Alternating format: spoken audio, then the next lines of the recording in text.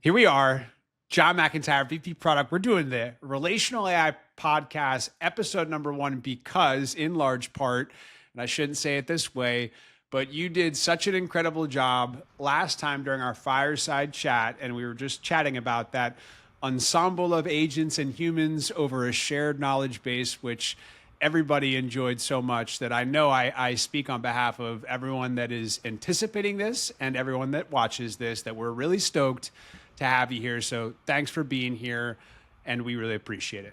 Well, thank you for having me, and hopefully I can live up to your expectations, Alex. No pressure, no pressure.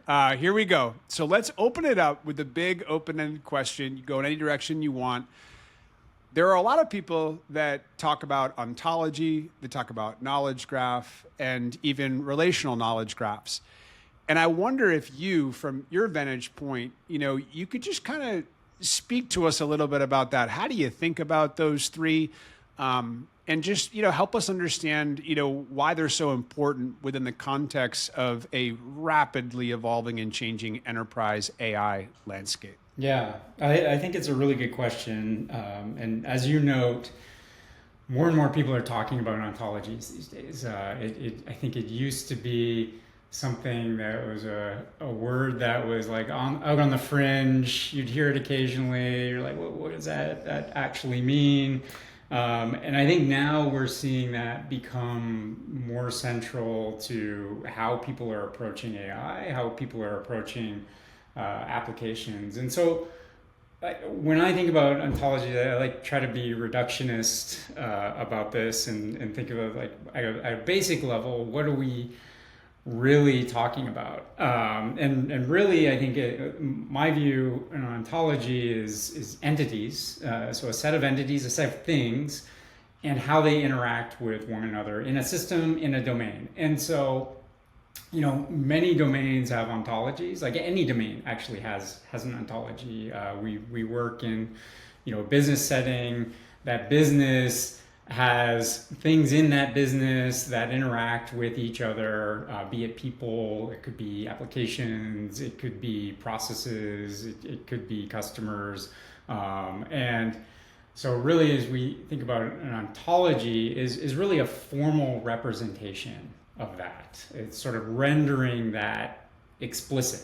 And there are different ways to actually go do that. But I would say, historically, if you look at application software and people building application software, there's actually every application inherently has an ontology in it. It's implicit in a sense. It's sort of how the application works, what it does, what it enables, systems it interacts with, what business processes it tries to represent or mirror that may exist in the real world. And so you see companies now lifting that ontology out of the code effectively. We're lifting that ontology, we're lifting those entities and the interaction model of those entities out of application logic, and we're formalizing them. And when we formalize them, then that means we can reuse them, we can compose them, we can put them together, and ideally we can give many systems, AI systems, human systems, application systems, access to the core concepts, the relationships inside that ontology. And so when I think about how that relates to knowledge graphs, you mentioned relational knowledge graphs. And knowledge graphs are a way to operationalize your ontology. And so effectively implement and render that explicit. You're just like, okay, well, I'm going to create a knowledge graph. It has the concepts and relationships that reflect my domain, reflect my business, reflect an application or a set of applications. And interestingly enough, like if you go look at any business, there's actually not a lot of core concepts that really exist inside of any business, be it if you're in a retail business or if you're in financial services or if you're into healthcare. in many of these domains, you can start to count the concepts that exist inside of that domain or inside of that business. And then you can start to formalize those and represent those in a knowledge graph. And again, more and more organizations, more and more software companies are starting to put knowledge graphs as a way in their architecture, as a way of formalizing that ontology inside of a system. And there's a lot of side benefits of doing that. And we can get into a bunch of those. I know you have some topics you want to cover. But I also want to hit on you asked, I think, referred to relational knowledge graphs. And, that's something certainly here at RelationalAI, it's in the name. We deeply subscribe to the benefits of a relational knowledge graph. And when you start thinking about a relational knowledge graph compared to maybe another knowledge graph or a knowledge graph that isn't foundationally built on relational technology. The difference, I think, and as I would describe it, is the depth and knowledge and expressiveness that you can have in a relationship. And so we can have simple relationships, like Alec and John are colleagues. And that relationship is by the fact that, we may work at the same company. And because we work at the same company, then we have this relationship called that we're a colleague. But you may have a relationship to a subject like AI.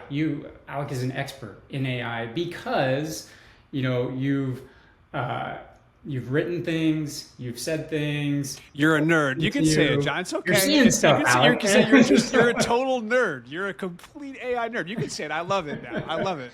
And so, but that relationship that one entity has to another, there can be a lot of depth in that relationship. It can go beyond just sort of the simple, algebraic relationship. It could be something that's inferred from reasoners, from engines, from predictive systems.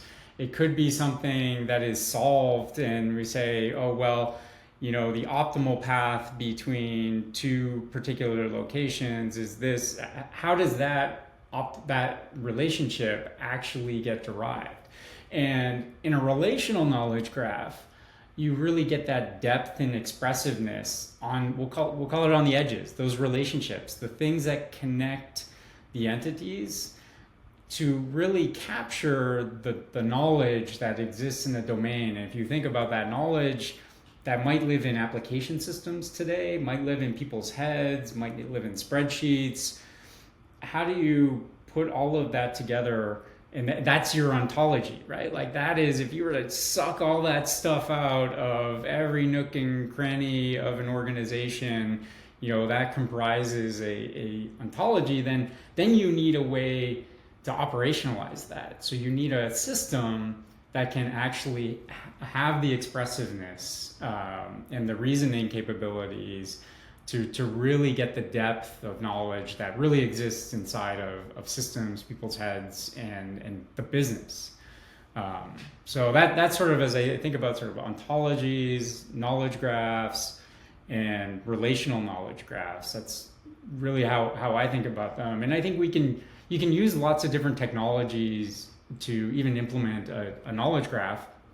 Often they're very shallow in terms of the expressiveness of the knowledge and the ability to reason.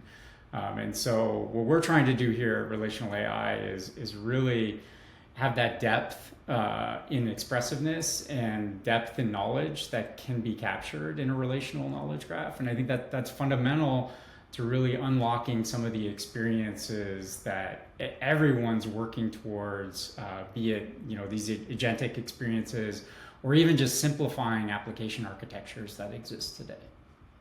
You just did it again, John. You nailed it, right? So thank you for doing that. And I love this notion of operationalizing ontology via knowledge graph. Now I'm going to go one click into another thing that you mentioned there in regards to architecture, because I think a lot of people are starting to really get excited about, but want to learn a bit more about what is this transition and how do you think about going from an application-centric architecture to maybe a data-centric architecture to a knowledge-centric architecture, and what kind of opportunities that unleashes, for those of us that are, in the weeds on this, which I'm definitely one of them. It is hard not to get excited about where this goes once the light bulb goes on and the systems start to unleash and so on and so forth. So please, I'd love to hear the way you think about, the knowledge architecture that we're all stepping towards. Yeah, I think, as you described it as this application-centric architecture, I mean, fundamentally, this is the world we've lived in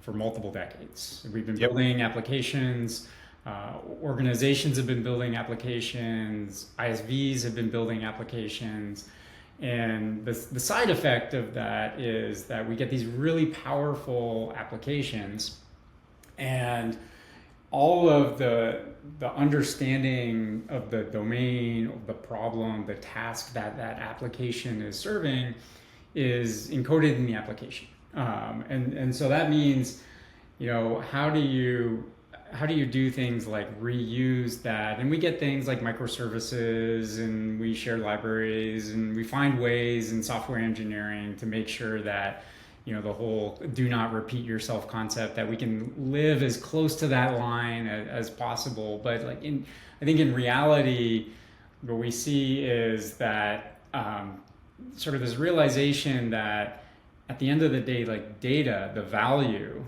of the data and the utility of the data tends to outlive the longevity of that application. And in a sense, if you look at many enterprise applications, they sort of become depreciating assets almost immediately after they're written, because software engineering teams move on, the next problem shows up. But the data, if you look at the data and where the data goes, we're like, okay, we need to pull that data out of that system. We need to put it into a data lake. We need to put that data into a data warehouse. We need to build BI on top of that data. Why?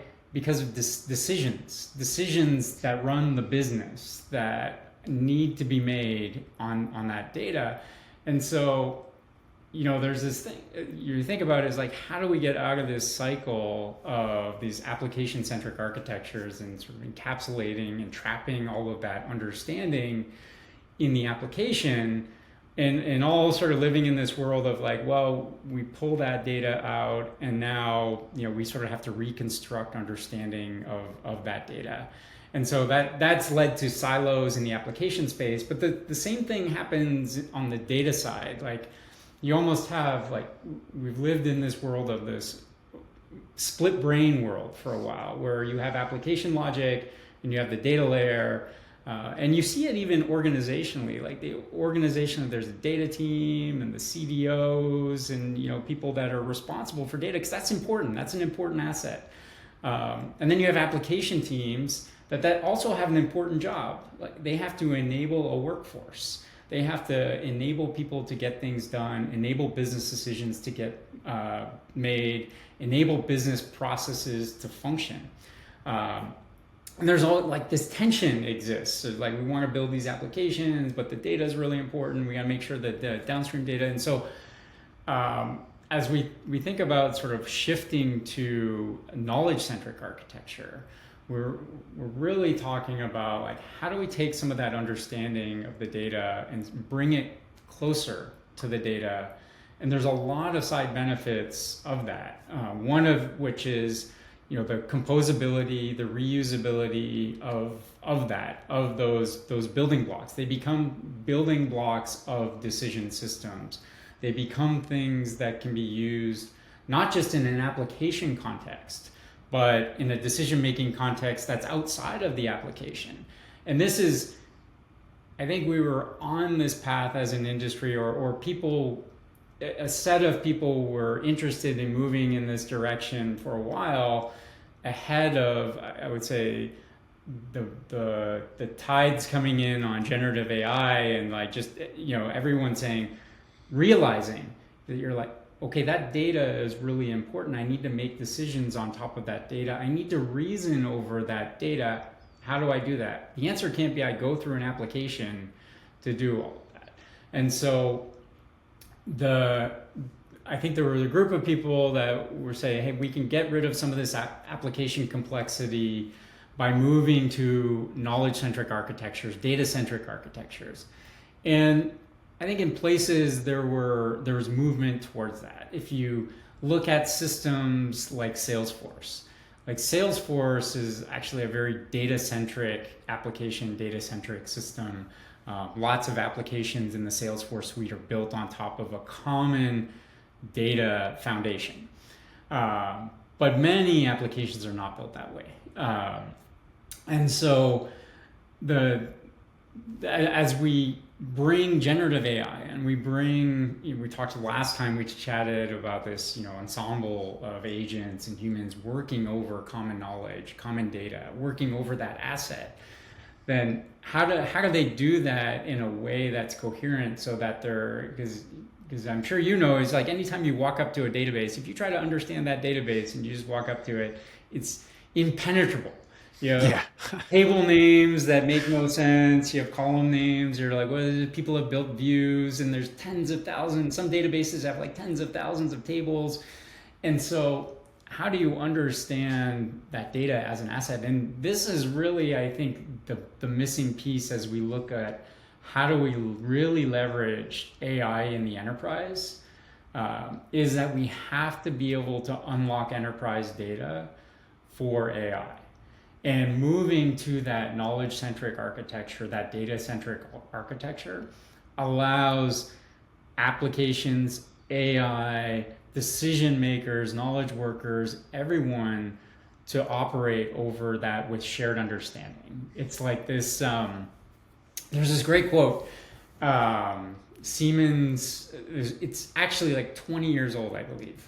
So the Siemens CEO had this great quote where he said, if only Siemens knew what Siemens knows. and what that means is like, you have all your application systems, all of your organization has this deep understanding of some slice of the business or some slice of a domain. So for us to actually get the highest utility and highest benefit out of agents and generative AI, we need to unlock that from an enterprise standpoint. We need to make that accessible. We need to make sure that's accessible in a way that's secure and intent is honored in terms of what that data should be used for. But we need to bring more of that semantic understanding closer to the data so that these systems can participate in, over top of and make decisions over that data. And so that's to me, as I think about organizations and people moving to data-centric and knowledge-centric, I think it used to be largely to reduce a lot of the sprawl and a lot of the complexity that existed inside of organizations. And so organizations with the stomach to do it would go do it, but now you have to do it. Like, you have organizations out there that are building their next generation systems on ontologies. We hear about this over and over again. You have companies like ServiceNow that are putting knowledge graphs into their application stack. And even some of the things that systems like Snowflake as a platform is bringing with semantic views, more semantic understanding into the data layer.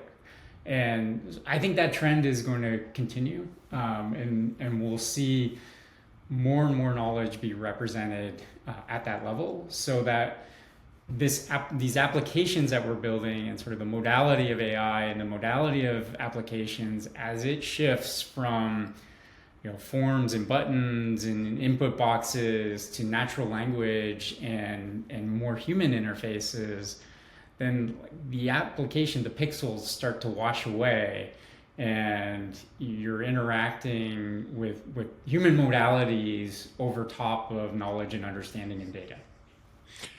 Once again, crushed it. And I think one of the things that I'm sure, whether you're super technical or not so much, and you're watching this and you're listening to this, I think we all can relate as business people in various domains around the difference between a siloed organization and therefore siloed data sets and those that are more integrated. And when you move stuff out of folks' mind and their heads and out of all these various documents, and to your point, you start introducing the logic and unleashing that within the context of what LLMs seem to be able to do tomorrow and the next day and the next day. So I wonder if you could help the audience understand a little bit on the difference between maybe some rear view reasoning and thinking and could be analytics, descriptive or what have you, versus predictive and versus prescriptive. Because I think one of the things that was so cool that you touched on in that ensemble of agents and human beings over a shared knowledge base was that idea of where this then takes teams and companies to be able to benefit from not just a rear view, but a front windshield, front-footed, approach to being able to benefit from the predictions and the prescriptions and the collaboration between humans and agents and all of the infrastructure that we're talking about that makes that possible.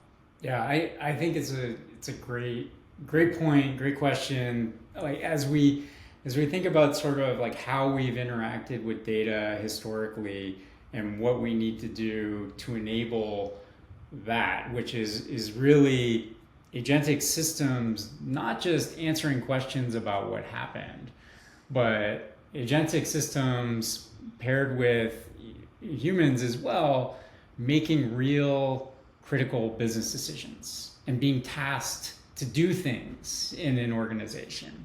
And so if you think about someone who's like the inventory planner or someone who's doing complex tasks like supply chain management, or even someone who's doing something like, okay, I'm a campaign manager as part of a marketing organization, I have to it's always been about, okay, well, I'm going to use the past and then I'm going to use some predictive models with varying degrees of success, and I'm going to make some decisions about, let's say, how I'm going to spend money, or I'm going to make some decisions about what stock levels I want to have in certain inventory, who I'm going to order from, when I expect them to deliver, and what happens if they don't deliver on time, what are my contingency plans.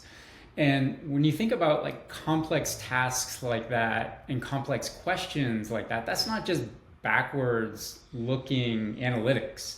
That's really real business decision making. And so to do that, you need more than just, okay, I need powerful relational engines that can do number crunching and aggregations and sorting and joins of data. I need to understand what I think is going to happen. So those predictive capabilities. I need to reason over data to say, this is what I think is going to happen. You need to make decisions around, and so that we would call just predictive reasoning. So I need some reasoning capability to predict the future. I, of course, need to look at historicals and do analytics and understand what has happened historically. But I may need to do something where I want to solve, like we talked about that inventory problem, where I mentioned that inventory problem. There's lots of constraints that come into play for most business problems, where you only have so many trucks, you only have so many dollars to spend, you only have so much time, and you're trying to achieve an optimal outcome. And so you need this prescriptive reasoning that says, hey, if I give you all these variables, I give you all these constraints, and what I need is to basically is maximize my revenue for next quarter. That's ultimately what I care about. Then how do you decompose that problem in that question into a set of tasks where, think about all of these agents. So if you have a big group of planning agents, you're like, okay, we're going to do our inventory plan and our ordering plan for next quarter. I'm going to tell this agent's going to go do the historical analysis. This agent is going to do forecasting. So you're going to go look at all the trends and what's happening and what people are going to go buy. This agent is going to go do the constraint-based plan and inventory plan and decide what to actually order, who to order from, how much to spend on supplier A, how much to spend on supplier B, what our margins look like. But you think about that set of tasks, typically, there's a big group of people, of experts that have to go solve that. And so how do you bring that, not only sort of the knowledge of the business, so the expert understanding of the business, that's the ontology, that's the stuff, and that's the concepts, the relationships, how stores are related to the warehouses, how suppliers are routing to different warehouses, what inventory levels you can support. Those are all things that can be rendered explicit in your ontology. These are things that govern how your business works. And then you have to reason over it. So that's here at RelationalAI, we provide those reasoners. So not only do you have this ontology, but you can do that reasoning. You can do that predictive reasoning where you're predicting, what demand's going to look like, what are people going to be buying over the next quarter.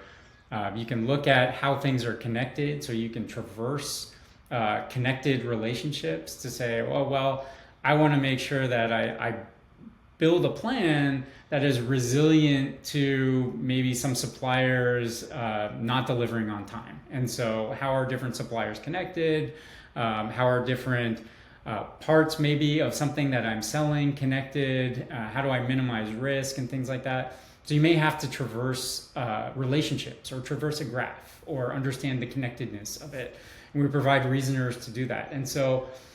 And then of course, like this prescriptive reasoning and the being able to do a solve a constraint-based problem.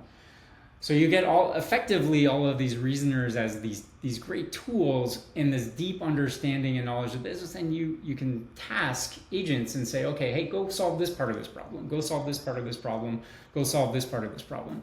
And you've now got the foundation to really build that sort of ensemble-based solving of real important business problems. Killer. So jump right in. I'm gonna go one step further. So, and correct me if I'm wrong, but effectively, everything you just said about the architecture and the reasoner, and bringing logic so much closer to the data, all of that happens because in part, relational AI is a native application of Snowflake, and therefore everything that you just described, and I don't want to put you on the spot there, but what we're talking about is real and it happens in the Snowflake environment, and that's what gets us so excited about this, right? Is that generally kind of where we're headed? Yeah. Yeah, absolutely. I mean, it's something when you look at industries like supply chain, financial services. We talked about, or I mentioned the sort of like data is the asset. Like data is very critical in terms of how a business is run, and also working in areas like communications and telecommunications, and so the data there, protecting that data, making sure that data stays governed inside an environment that's trusted, in an environment that's controlled, is really important for these organizations. And we've talked about, how do you realize the real value of AI in an enterprise? Well, that means you have to still govern the data that's going to drive these decisions, the data that is grounding that knowledge graph. It's that knowledge graph is grounded on that data. And what we do here at RelationalAI is we bring that knowledge graph into Snowflake. So you can materialize and you can operationalize that knowledge graph and build that ontology inside of Snowflake with your data that is in Snowflake, governed by Snowflake, without ever leaving the perimeter of the Snowflake environment. And so that has a lot of really nice attributes to it, in the sense that you don't have to build pipelines, you don't have to ETL data, but most importantly, you don't have to worry about the security posture of your data, who has access to what governing policies are going to exist when that data starts to leave the perimeter of a trusted environment. And the nice thing with Snowflake, because that platform is getting richer and richer, not just from a data platform standpoint, but also from an application standpoint, as well as an AI standpoint, you have those models, those language models inside of Snowflake that you can leverage to start to build agents and to start to do decision making, all within inside that platform. And so I think that's a really important aspect as we think about how do we apply some of this technology inside of an enterprise context. The first thing you run into is, people are like, okay, well, talk to me about the security policy of this data. Who has access to it? Where is it going? What is the lineage of it? What's the governance? How does revocation work? How does encryption work? Are you adhering to all the data handling policies that we have in place and that we've worked hard to put in place as an organization? And so, we're able to do that through the platform capabilities that Snowflake has provided with the native app framework and Snowpark container services. So the compute environment for relational AI, as well as any data that we process, all stays inside of Snowflake on the storage subsystems that Snowflake offers and in the compute environment that Snowflake offers. So, they not only do you get that protection and sort of that peace of mind of that just sitting as part of your data cloud, your data and AI cloud that you're investing in with Snowflake, but there's certainly an ease of use element of this as well, where you can just start to build that knowledge graph inside of Snowflake and start to build that knowledge-centric and data-centric architecture that we were just talking about to build either applications or agentic systems and other things that are going to drive business decision making.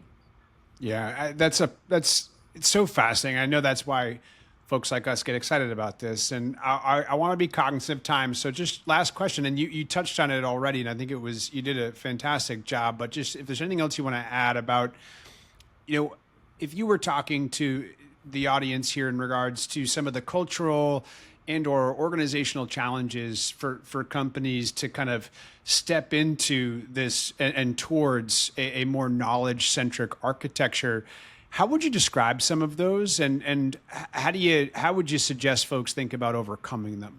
Yeah, I think it's easy to sort of fall into a trap where you say, like, okay, well, this is a massive re-architecture. Yeah.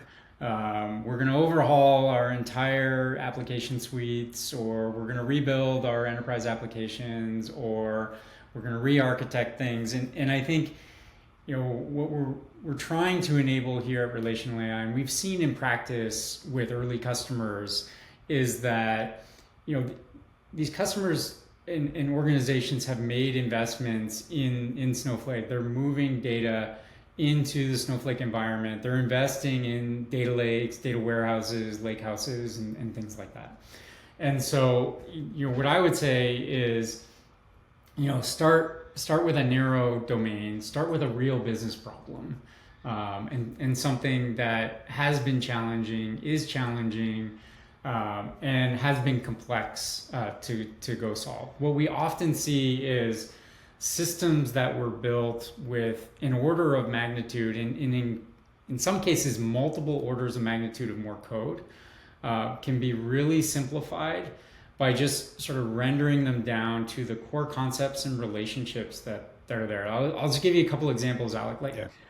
We in the tax domain and tax assessment, for all of us that have filled out tax forms, you think about when you fill out tax forms, is like, I think I fill in like 5 boxes and then I have to calculate, I don't know, this is kind of horrible, like 97 boxes based on like those 5 boxes that I actually input. So it's all, derived data, derived relationships. And so at a completely different scale with financial services organization, we've helped them overhaul their tax assessment systems and really simplify them in that domain by pulling that logic, the semantic understanding of sort of how tax logic works. And there's a lot of logic in tax logic. And that the benefit there, it was first a massive simplification in the software stack. And to the point where you can have domain experts now look at this knowledge represented in the system and inspect it and say, yeah, that's right, that's not right.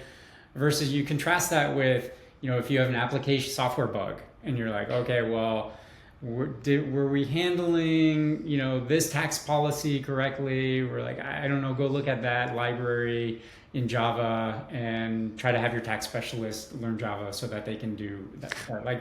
And so we get yet another sort of split in domain understanding versus technical understanding. And so a lot of that complexity can start to go away.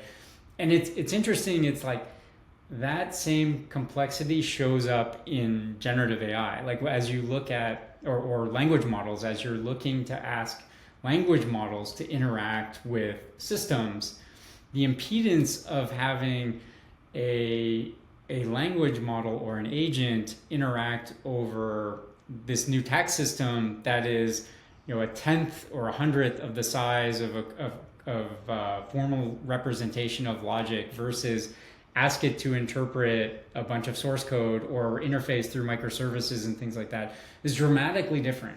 And so we get the simplification from the application architecture standpoint, but now you get this new benefit where the approachability of AI systems over top of this, effectively a common semantic foundation or a common knowledge foundation that exists inside of an organization now is very powerful, and it compounds. So contrast that with, we talk about, or I say we, Alec, like you're saying this, but like I say we are. Keep going. I'm with you 100%. I mentioned that this depreciating asset notion, that applications, the minute they go into production, often many of them become depreciating assets. The difference in sort of a knowledge-centric architecture and a data-centric architecture is it has compounding value. And so the more that it is used, it actually gets more valuable over time because you can build on top of it. You can build more domains, you can connect domains, you can build concepts on top of existing concepts, you can express new relationships that may not have been relevant in one domain but are relevant in another domain. And so it really becomes sort of the common language and common knowledge. You get back to that, if only Siemens knew what Siemens knows, then you can start to share that knowledge and that understanding both across an organization, but as well as share it with any new AI agent that shows up inside your organization. I sometimes think of these as like these knowledge cartridges. It's like, okay, if I can just plug this knowledge cartridge into an agent and ask it to now go solve a supply chain problem or go solve a tax problem or go solve investment portfolio balancing or optimization problem. Please go solve that. And with that knowledge cartridge, you plug in, you're like, okay, now you have the knowledge, you have the understanding of the business, the concepts, the relationships in the business, and you have those reasoning tools to actually go solve that problem.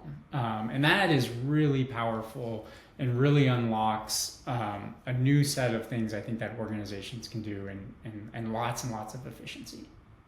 Yeah, and thank you so much, John, because that the notion of compounding as well as the specialization that you just described with these knowledge cartridges, reminds me of Nintendo. Yeah. Back in the day. I love it. Totally got me there. So once again, you did it, and I knew you would multiple times on this one. I'm so glad that we had more time with you, and I want to just say thanks for spending the time with us and sharing all that incredible knowledge. And we'll be sure to have you on as soon as you're available again, because this is fantastic. So John, thanks very much. We really appreciate it. All right. Thanks, Alec. Take care.